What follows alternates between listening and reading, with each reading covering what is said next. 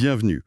Aujourd'hui, on va décortiquer un sujet qui a l'air tout simple, mais qui est en fait plein de subtilités. Ah oui, Comment lire une suite de chiffres en japonais? Et on va voir que ça nous en dit beaucoup sur la langue. exactement.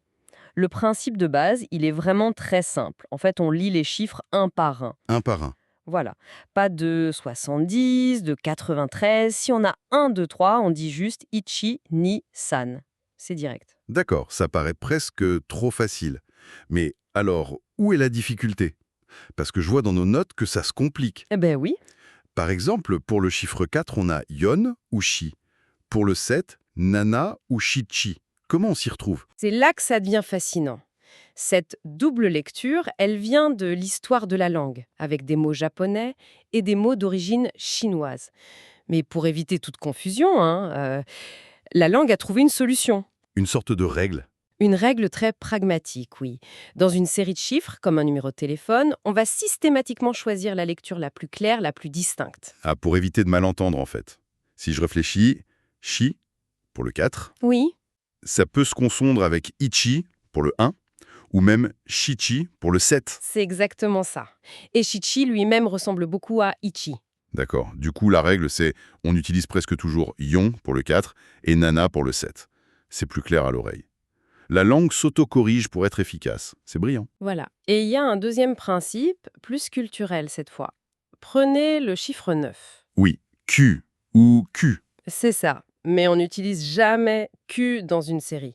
Jamais. Parce que Q sonne exactement comme le mot souffrance. Ah, d'accord. Donc c'est une superstition. On ne veut pas d'un numéro de téléphone qui porte malheur. Personne n'en veut, donc c'est toujours QO. C'est fou. On a la clarté d'un côté et la superstition de l'autre. Et pour le zéro, là, nos notes listent 3 lectures. Rei, zéro et Maru. Ça fait beaucoup, non? Chacune a son usage. 0, qui vient de l'anglais, c'est le plus moderne, le plus courant. Pour un numéro de téléphone, c'est presque toujours lui. Le passe-partout. Voilà. Rei, c'est la lecture traditionnelle, plus formelle. On peut l'entendre dans une annonce officielle, par exemple.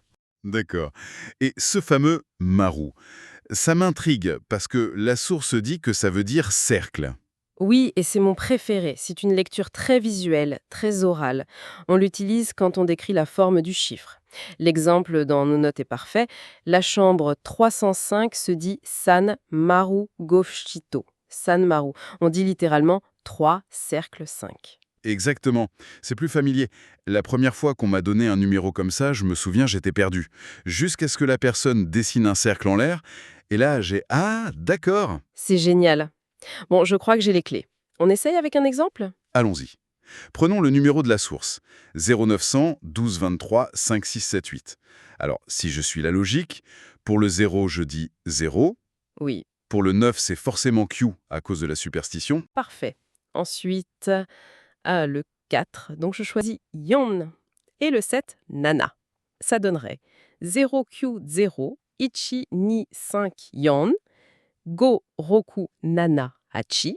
C'est impeccable. Vous avez tout compris, la logique est là. Et c'est la même chose pour un code PIN 4921, ça devient Yon Q ni Ichi. Et juste pour être complet, nos sources donnent quelques phrases utiles. Pour demander un numéro, Denwa bango wa nanban desu ka? C'est ça. Et, ce qui est sans doute très utile, pour faire répéter Denwa bango o moichido ite tadakemasu ka? Absolument. Donc pour résumer, on lit chiffre par chiffre. C'est la base. Mais le plus important, c'est de retenir le pourquoi. Yon et Nana, pour être clair, Oui. Q pour éviter le malheur, et pour le 0, on s'adapte au contexte. 0 pour le téléphone, le visuel Maru pour les chambres ou les codes, et le formel Rei si la situation l'exige. Ce qui partait d'une simple question pratique nous révèle finalement des couches d'histoire, un vrai souci d'efficacité et des croyances, tout ça dans un simple numéro. Ça me laisse avec une question pour la suite. Ah. Quelles sont les règles dans notre propre langue qui nous semblent aujourd'hui arbitraires, mais qui sont en fait peut-être les vestiges d'un vieux pragmatisme ou de superstition qu'on a juste oublié?